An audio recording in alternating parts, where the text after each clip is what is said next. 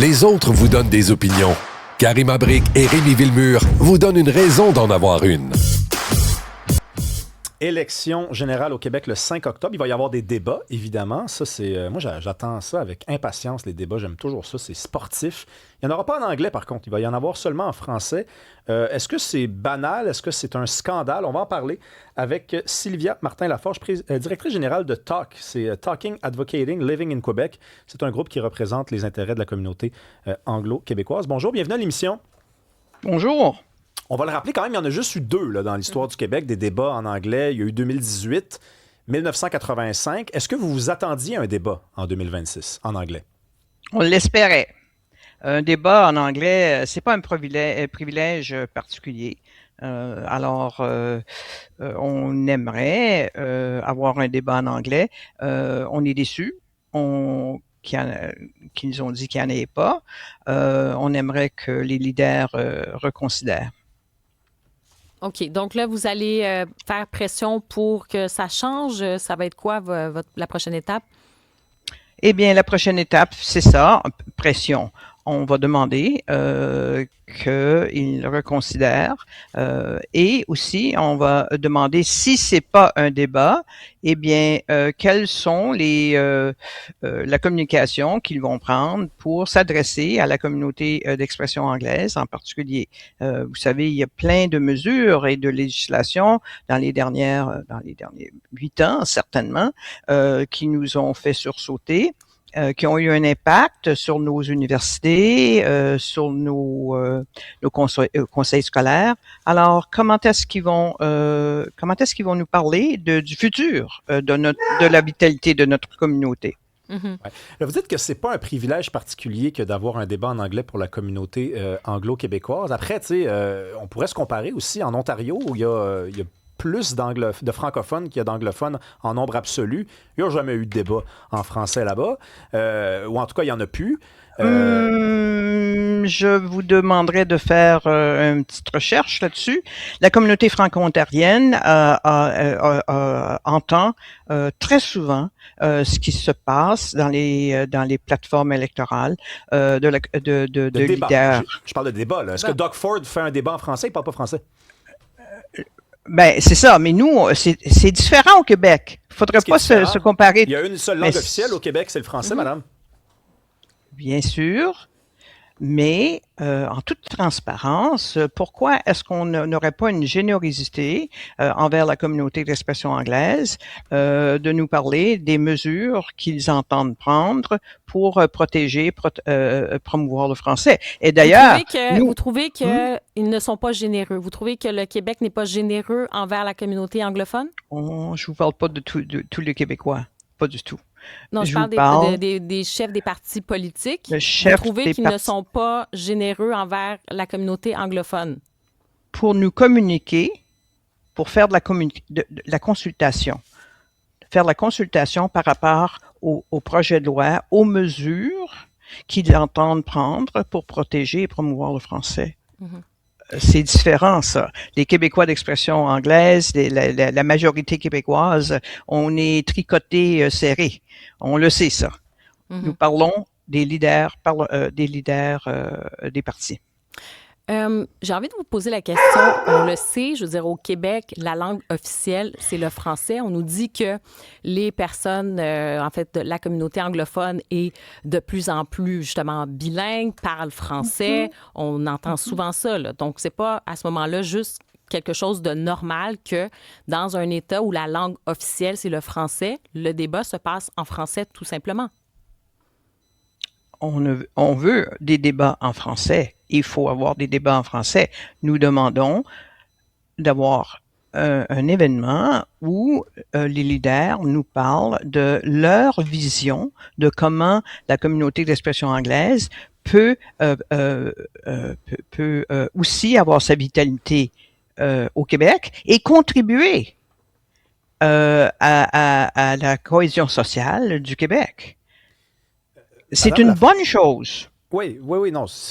Oui, peut-être, sauf que on est un petit peu obligé de se comparer. C'est parce que le Québec fait partie du Canada, puis le Québec, s'il organisait à chaque fois un débat en anglais, serait la seule province avec une seule langue officielle qui ferait cette faveur-là à la communauté qui parle une langue qui n'est pas une langue officielle de la province. En Ontario, il n'y a pas de débat en français, de débat. Vous avez dit, il y a des communications, mais des débats. Ça se peut pas. Ils parlent pas français, les chefs de parti là-bas. Au Nouveau-Brunswick, il y a 2 langues officielles. Il y a des débats censés être en anglais et en français. Je me rappelle de M. Higgs qui parlait même pas français, qui était premier ministre du Nouveau-Brunswick. Tu sais, à un moment donné, les Québécois sont gentils, là, mais il faut pas non plus leur demander des tapis. Là. On demande pas ça. On demande pas ça. Ce serait important pour la communauté d'entendre les mesures, les propositions des chefs des partis. Alors, si ce n'est pas un débat, qu'ils nous reviennent avec une façon de le faire. Nous aimerions un débat. En 2018, le débat était très, très bien fait avec le consortium.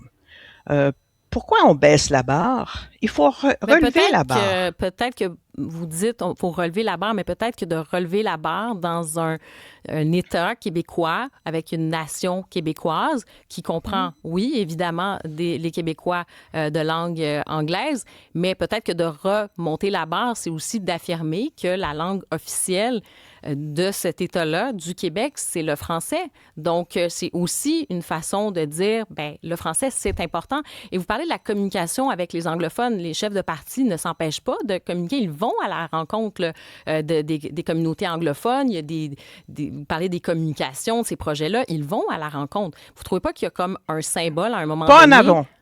Pas en amont. Pas en amont. En aval. Pas en amont. Bien, il va y avoir une campagne électorale. Ils vont aussi à la rencontre de tout le monde. On verra. Mais nous, on aimerait, en prévision de tout ça, avoir des communications.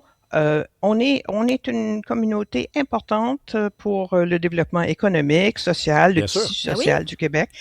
Il y a des institutions aussi, il y a des institutions, il y a personne qui remet en question cette idée d'avoir des institutions. Il y a ces droits historiques de la minorité anglophone au Québec qui sont extrêmement bien défendus aussi. Là. On ne peut pas dire que, vous parliez de générosité tout à l'heure, moi ça m'a un peu resté dans le dent de la gorge de parler de générosité. Moi j'ai l'impression qu'il n'y a pas toujours de la générosité envers simplement le respect d'une langue officielle, de dire, ben oui, c'est ça, c'est la province au Québec, la nation québécoise, ça se passe en français aussi. Donc, les débats, c'est juste normal.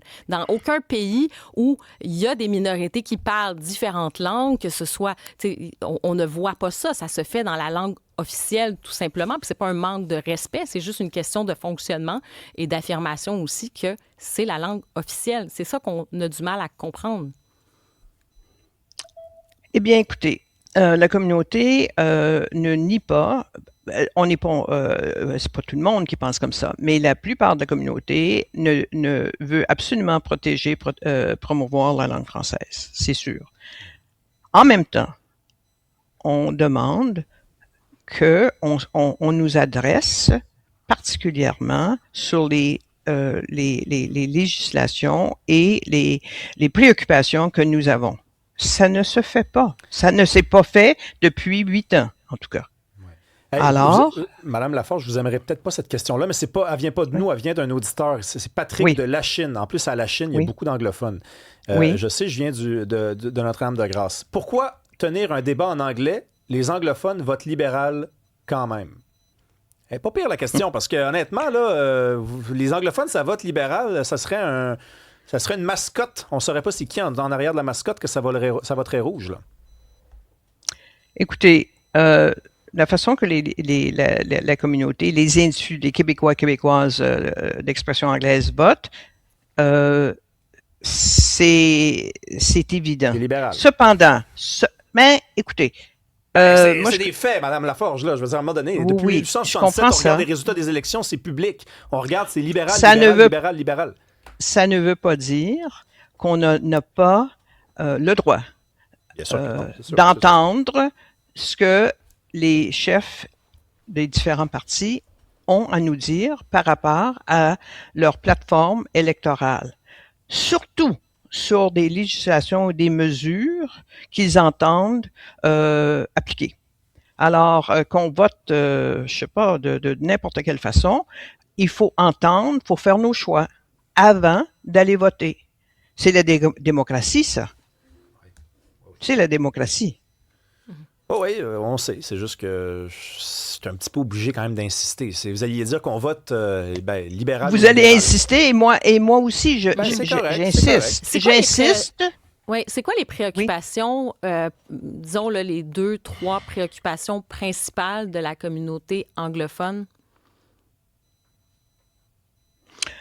Une première préoccupation, c'est qu'on entend que tous les partis vont avoir une idée par rapport à la Constitution. Alors, c'est quoi la place de la communauté d'expression anglaise à l'intérieur d'une Constitution québécoise? Ça, c'est très important. Très important.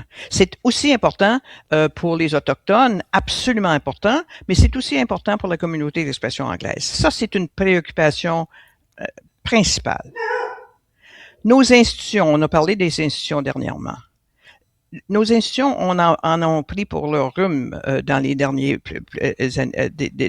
années, dans les mesures qui ont fait en sorte qu'ils ont des déficits maintenant.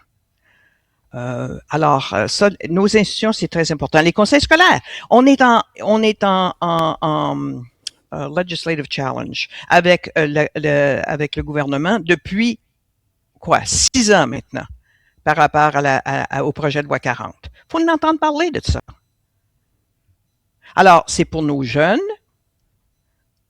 certainement, pour l'ensemble des Québécois. Mais de quoi avez-vous peur, sincèrement? Puis je pense que je le dis vraiment avec honnêteté, là, je veux dire, il y a beaucoup de gens qui se questionnent en disant, ils ont des institutions qui sont protégées. Il y a ces droits-là qui sont protégés. De quoi ils ont peur? Qu'il y ait plus de français, qu'il y ait moins d'anglais? Non, Est-ce que non. Je parle en termes de la langue, là? Je vais vous raconter une petite anecdote. L'année dernière, le gouvernement présent, a monté un plan de 9 points pour la protection et la promotion de la langue française.